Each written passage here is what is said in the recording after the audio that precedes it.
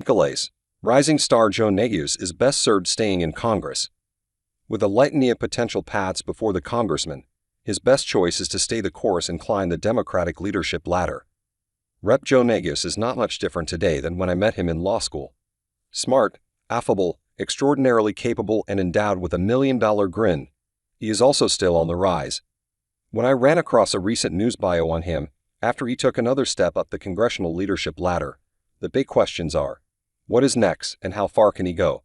Those are the questions he will be wrestling with himself over the next few years.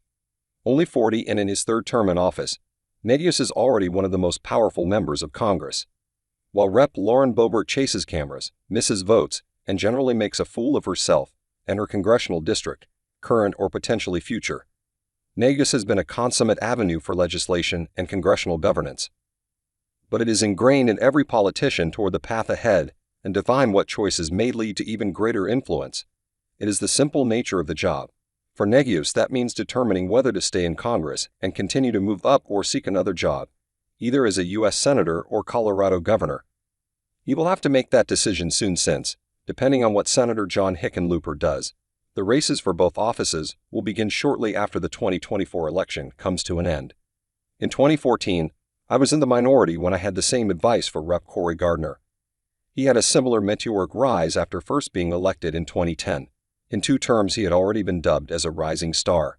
That is what attracted members of the Colorado GOP to recruit him to run for U.S. Senate against Senator Mark Udall.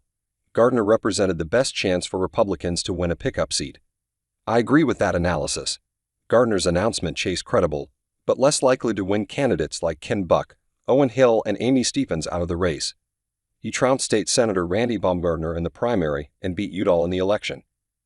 Had Gardner stayed in the U.S. House rather than trading up to the U.S. Senate, he well could have been the Speaker of the House right now. He was only a few spots removed a decade ago. He would have been reelected time and again by the most conservative district in Colorado, the very fact that led Boebert to abandon constituents across the state. I cannot imagine that Gardner would not have been a top choice to replace Kevin McCarthy when Boebert and co. humiliated McCarthy by making him the first speaker stripped of his gavel. Certainly the relationships he cultivated added to his political skill would have made him far more likely to take the top seat than current Speaker Mike Johnson. Instead, Gardner ended up on the same statewide 2020 re-election ballot as Donald Trump, in a state that had been trending toward navy blue on the electoral map for the past 2 decades. That was a death knell. Gardner lost his re-election and political career by nearly 10 points to Hickenlooper. The same political calculus obviously does not apply for Neguse. No Democrat is in danger of losing the statewide election anytime soon, particularly as the Colorado GOP continues to actively shrink its membership. But Neguse is not a sure thing to win a primary. Assuming Hickenlooper runs for re-election, that means running to replace term-limited Gov. Jared Polis in 2026. Neguse is one of the top names floated for the role among the Colorado political chattering class.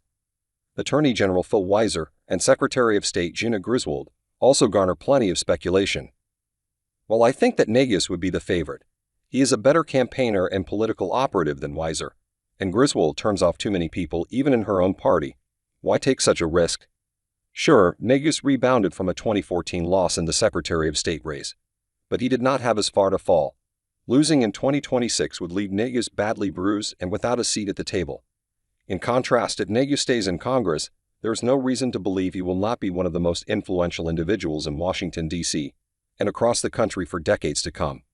While the path to the speakership would presumably be blocked by current Minority Leader Hakeem Jeffries, DNMI, Neguse would very likely be one of his most trusted lieutenants. Furthermore, surprising falls from grace happen all the time in politics. Just ask former Republican Majority Leader Eric Cantor, whose career was cut short just shy of the speakership when he lost a primary election.